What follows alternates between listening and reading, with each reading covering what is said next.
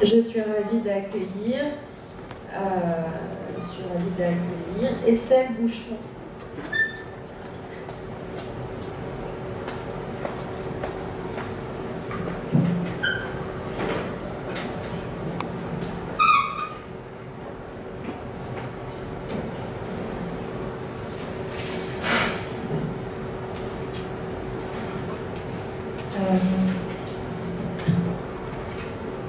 Bonjour Estelle, vous êtes doctorante en arts plastiques à l'université Rennes 2 et vous commencez une thèse intitulée « Contrôle, captation, visualisation, expérimenter artistiquement les espaces surveillés ». Je vous laisse la parole pour cette intervention qui s'intitule « Des pratiques artistiques collectives et engagées, une œuvre pour changer le monde ». C'est à vous. Bonjour tout le monde. Je précise que je ne vais pas m'appuyer sur ma propre recherche-création parce que si je travaille énormément sur le terrain et par le biais de l'enquête, je travaille beaucoup moins avec les gens. Pour cette communication, j'ai choisi de questionner d'autres pratiques artistiques qui m'ont personnellement touchée, qui sont très connues pour certaines, un peu moins pour d'autres. Le but sera de questionner des pratiques dites participatives, issues d'enquêtes sur le terrain, de rencontres, des pratiques du faire ensemble pour construire une œuvre, un projet, engagé et à forte résonance sociale, politique, voire humanitaire. On va plus spécifiquement s'intéresser à l'art en commun. Pour ça, je me suis beaucoup appuyée pour cette communication sur ce livre d'Estelle Manuel, L'art en commun, réinventer les formes du collectif en contexte démocratique, dont l'auteur nous dit qu'elle constitue la première pratique artistique qui se définit d'abord par la relation qu'elle instaure avec les individus. On questionnera les enjeux de ces pratiques artistiques participatives, mais aussi leurs limites et impacts, symboliques ou effectifs, la place du participant ou encore la frontière poreuse avec le militantisme. Donc on va se demander comment des pratiques artistiques issues d'enquêtes de terrain et de rencontres peuvent permettre l'émergence d'œuvres et de projets à connotation politique et sociale. Dans quelle mesure ces pratiques participatives peuvent avoir un impact sur la société et sur le monde, et quels enjeux ça soulève pour la création artistique et son analyse. Donc on va voir tout d'abord des œuvres qui ont pour but ou effet de recréer du lien social, puis une œuvre à portée utopique, enfin des enquêtes mémorielles et historiques, et pour finir des projets qui ont eu un impact particulièrement significatif et durable sur le monde, qui subliment et réunissent les idées que l'art peut changer le monde et qu'ensemble on peut changer le monde. Donc on commence tout de suite avec des œuvres qui créent la rencontre, qui tissent du lien social. Donc on va parler des travaux de Lucie Horta qui sont assez emblématiques sur le lien social, l'art socialement engagé. Ce qui nous intéresse particulièrement, c'est qu'elle travaille très souvent sous la forme d'ateliers qui permet une participation assez forte, une collaboration et surtout sur le long terme. Là, on voit ces vêtements refuges qui sont pensés comme des architectures corporelles. Il existe plusieurs modèles qui se transforment selon en sacs de couchage, en tente, etc. Le travail d'Horta, ça nous permet de voir un premier reproche qui est souvent opposé à ce type de pratique artistique, la question de l'utilité. Lucie Horta prend en compte les retours des principaux concernés, donc là, ici, les SDF. Il y a un vrai aspect fonctionnel, en tout cas dans ce vêtement, évidemment dans une certaine limite. Pour un nouvel art politique, par exemple, Dominique Baquet nous parle de façon assez incisive de la démarche d'Horta. Et si elle reconnaît l'honnêteté de la démarche et la fonctionnalité du vêtement, elle précise à la condition qu'il séduise autant les SDF que les critiques d'art.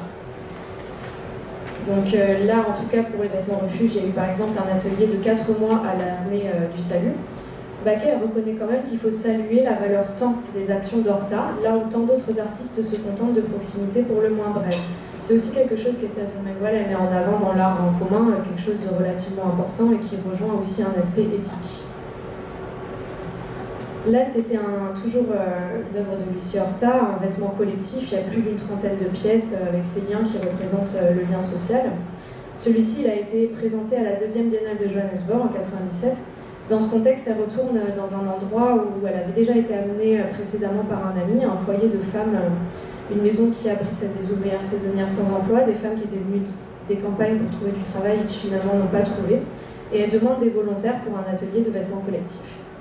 Donc on voit une véritable participation parce que Horta et elle discutent ensemble des tissus, elles vont sur les marchés ensemble pour choisir des tissus africains qui viennent de différents pays.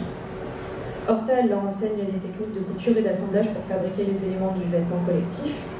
Et on trouve dans Process of Transformation, qui est un ouvrage assez conséquent sur plusieurs projets d'Horta, Mark Sanders, qui nous dit « La démarche artistique devient un acte de partage, une façon de construire une expérience commune ». On apprend aussi dans ce livre qu'Horta et le département de l'éducation de l'Africus Institute for Contemporary Art, ils sont en train en fait de mettre en place un atelier permanent pour que ces femmes et d'autres puissent continuer à fabriquer des vêtements sur ce même modèle et le vendre à leur propre profit sur les marchés. Donc c'est aussi quelque chose qui est mis en avant dans l'art en commun, même si l'autrice ne parle pas de la démarche de Lucie Horta, c'est à qui profitent ces projets. Dominique Baquet nous dit par exemple sur ce projet-là que la démarche d'Horta renvoie, bien malgré elle, à la belle âme hegelienne, celle qui veut pacifier, sublimer, tout en refusant la prise en compte d'une réalité souvent plus complexe et conflictuelle qu'il n'y paraît. Et pourtant, on trouve, elle salue quand même l'enquête de terrain de Lucie Horta, la qualité de son dialogue avec ses femmes, l'entêtement à poursuivre avec un budget faible, donc elle reconnaît quand même cet aspect-là. En tout cas, il y a une réelle prise en compte des personnes qui participent, de leur vie, du contexte, avec cette fameuse valeur temps et la place laissée aux participants. Et on voit aussi Jane Budney qui souligne dans Process of Transformation qu'en fait la Biennale n'avait pas obtenu le support des communautés locales. Et elle nous dit, plus que nul autre projet de la Biennale, le travail d'Horta a mis à l'ordre du jour les questions de classe sociale, de l'art pour qui, la représentation de qui, à qui s'adresse-t-il et à qui bénéficie-t-il, où étaient les autres projets immédiats pour les communautés de Johannesburg. On va passer à un autre projet. Rien à voir, là c'est Lone Twin, le Boat Project. Là, cette fois-ci, le projet c'est de construire un voilier avec un protocole.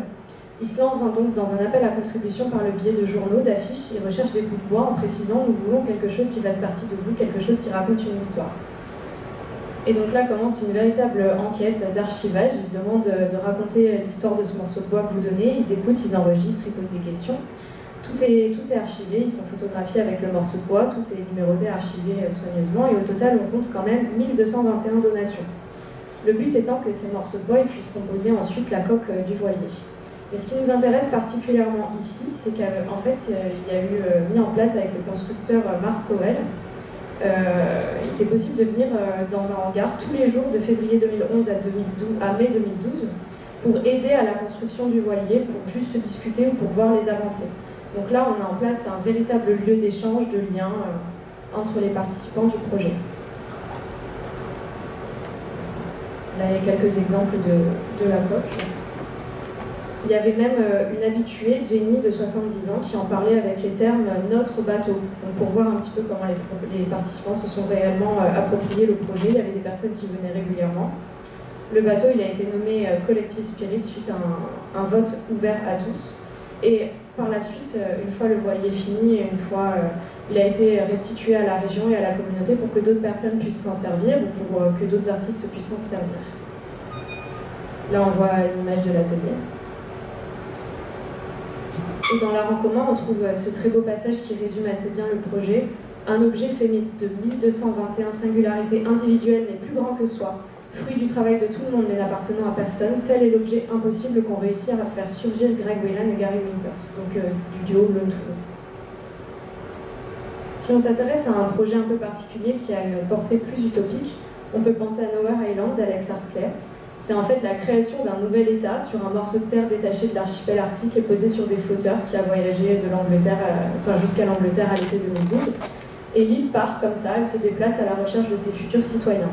Donc entre septembre 2011 et juillet 2012, tout le monde pouvait s'inscrire comme citoyen via le site internet du projet. C'est un projet qui a énormément de facettes que j'ai pas le temps de développer ici, mais on peut retrouver tout ça sur leur site internet. Ici, on voit une carte de la répartition des citoyens à travers le monde. Donc c'est quand même un projet qui a réuni plus de 23 000 citoyens de plus de 135 pays différents. Un petit peu moins de 2700 propositions pour la Constitution. On peut voir que l'île a parcouru 2500 miles accompagnée de son ambassade mobile. Et donc pour la création d'un État, il faut une Constitution. Donc dans le protocole, Alex Hartley a demandé aux citoyens d'en rédiger une en ligne de façon cumulative, donc avec des postes qui étaient ensuite classés par le biais du j'aime ou du je n'aime pas. On a des propositions plus ou moins sérieuses. Et c'était une œuvre aussi qui était intéressante par rapport à ses rapports au territoire, c'est en dérive, en voyage, en errance. Et à la fin, les citoyens ils pouvaient demander à recevoir un petit morceau de l'île. On peut trouver sur le site que de cette façon, le territoire sera partagé entre ces citoyens du monde, qu'ils seraient dispersés parmi ces citoyens à travers le monde. Ça nous permet aussi de questionner la place du participant, puisque sur le site, Le participant, il est aussi érigé quelquefois en co-créateur. Mais quelque part, c'est toujours le nom de l'artiste qu'on retient. Ici, en tout cas, on voit sur le site que Nowhere Island est clairement écrit par l'artiste Alex Hartley, que l'œuvre elle-même émerge d'un ensemble de collaborations. En ce sens, Nowhere Island apparaît à la fois déterminé par l'artiste et manifesté de manière collaborative. En tout cas, on trouve ce passage qui est assez beau, où il nous dit à tous les citoyens, suivi de cette longue liste, « Vous avez créé Nowhere Island, merci ». Là, on va voir deux exemples d'œuvres d'enquête historique de Jérémy Deller. On va commencer avec la bataille d'Orgriff. Donc ça, c'est une reconstitution de masse d'un affrontement violent qui a eu lieu entre la police et les mineurs lors d'une grève en 1984. Et ça a pris la forme d'un film documentaire d'un peu plus d'1 heure. Et en fait, Alex Hartley, Jérémy Deller, pardon, il a fait appel à quelques 200 mineurs du conflit d'origine, donc du conflit réel, pour participer à cette reconstitution, et à quelques 800 vétérans de reconstitution historique. Et dans English Magic, qui est un ouvrage qui est assez complet sur la pratique de Deller, il précise qu'il a toujours décrit son projet sur la bataille d'Orgriff comme creuser, déterrer un cadavre et lui donner une autopsie appropriée, une autopsie d'un passé trouble. Puisque, en fait, c'était désigné comme des événements dans les médias, comme souvent lors des catastrophes ou des choses graves. Il y a cette espèce d'euphémisme où on réduit les choses à un événement. Et lui, il a appelé ça la bataille d'Orgriff. Et ce qui nous intéresse, c'est que dans l'art en commun, en fait, l'autrice, elle nous explique que ça lui confère une véritable valeur de bataille et que ça a même eu un impact ensuite sur la façon dont on a désigné, ça dans les médias, et ça a même changé le nom sur Wikipédia, etc. Donc l'autrice, elle nous précise que l'art, il est venu transformer la réalité politique de l'événement. Ça, c'est un autre projet de Deller aussi, It Is What It Is, Conversations About Iraq. Donc là, c'est un camping-car qui parcourt les routes du sud des États-Unis et qui traîne derrière lui la carcasse d'une voiture. On peut lire « Cette voiture a été détruite par une bombe sur un marché de Bagdad le 5 mars 2007 ». Et à bord, donc, il y a l'artiste Deller avec l'artiste irakien Essam Pacha qui a été exilé aux États-Unis depuis 2005 et Jonathan Harvey, sergent dans l'armée américaine qui a servi en Irak. Donc on a quand même un drôle de trio. Ils s'arrêtent, ils font des étapes dans des villes plutôt connues pour un climat conservateur, pour que Pacha et Harvey ils discutent avec qui voudra. Le but, c'était de créer une opportunité de discussion sur la guerre en Irak. Et ce qui nous intéresse aussi, c'est que là, l'artiste se retire. Lui, il reste dans le camping-car et il laisse la place donc à Essam Pacha et à Jonathan Harvey. Et Estelle Zomengwal, qui aborde aussi cette œuvre, elle nous parle de l'art de la conversation, dont use une partie des projets de l'art en commun. Elle nous dit, en choisissant la forme de la conversation, les projets d'art en commun instaurent une autre tonalité relationnelle avec le spectateur. Elle est de l'ordre de l'intérêt, de la curiosité. Le spectateur n'est plus celui à qui on impose des visions incommensurables pour lui, mais celui avec qui l'on parle. C'est particulièrement réussi ici, c'est plus l'artiste qui vient soumettre sa vision, il se retire complètement et laisse d'autres personnes discuter. Ce sera la dernière partie. Je vais présenter deux projets qui ont eu un impact assez particulier sur le monde, assez fort sur le monde. Ici, c'est Too Up To Down Unbacked, et en fait, c'est un projet qui est issu d'une collaboration de plus de 2 ans avec les résidents du quartier populaire d'Anfield à Liverpool, qui a été cible du renouveau du marché économique, et en conséquence, le quartier devient fantôme, il y a plein de commerces qui ferment. L'artiste rencontre les habitants, qui se sont déjà pour certains constitués en association, et il y a l'idée d'une boulangerie communautaire pour remplacer une boulangerie familiale qui a fermé, qui était présente de plus de 100 ans dans le quartier, qui émerge. Donc c'est vraiment les habitants de ce quartier qui ont décidé de la forme qu'allait prendre le projet par la suite. Donc se met en place le projet de rachat et de transformation d'un bloc de maisons.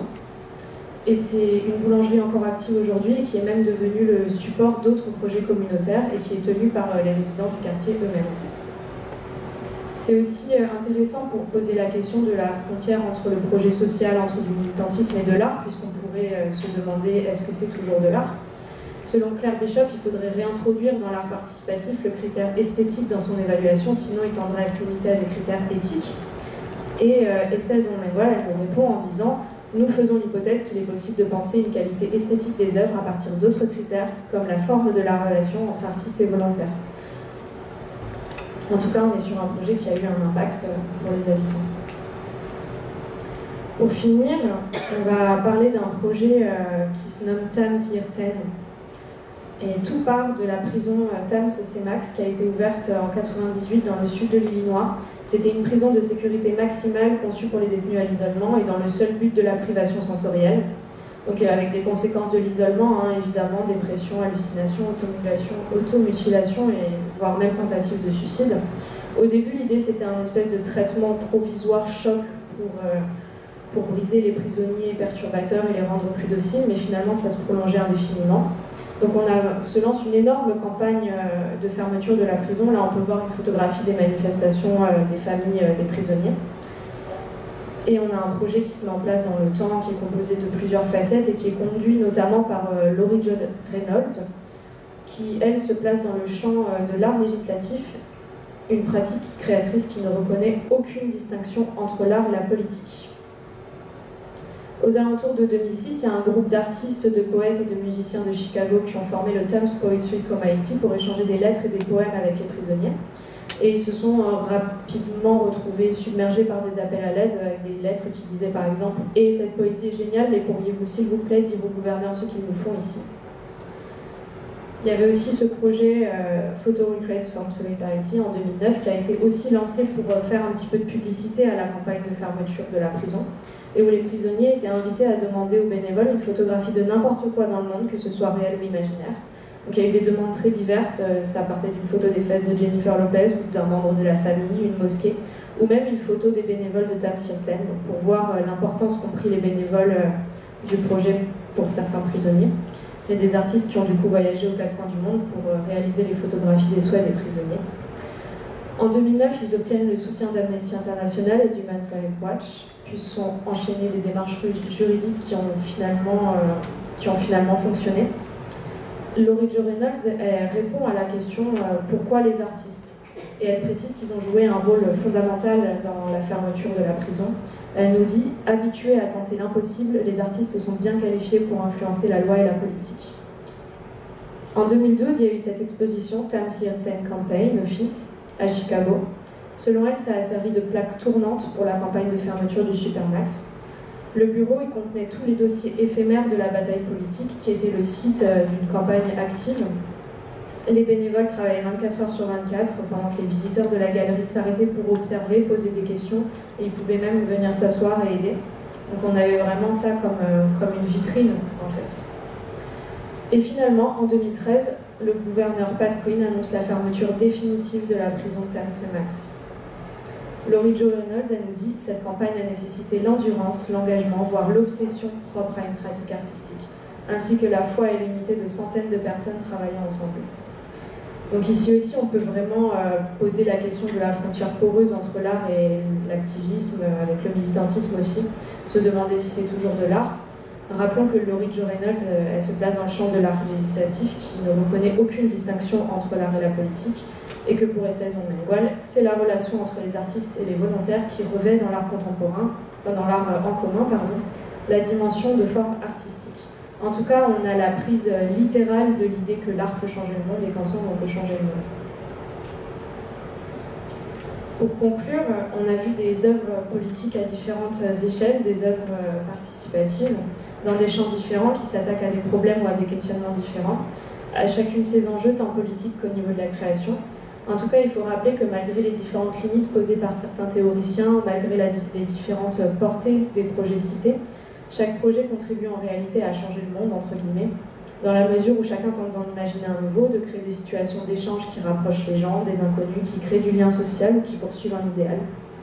Toutes ces œuvres ont un impact et quelque part, c'est déjà changer le monde par les réflexions sur le vivre et le créer ensemble pour inventer des possibles et questionner nos rapports sociaux, nos rapports humains.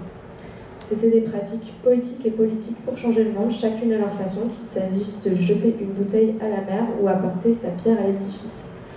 Merci de m'avoir écouté.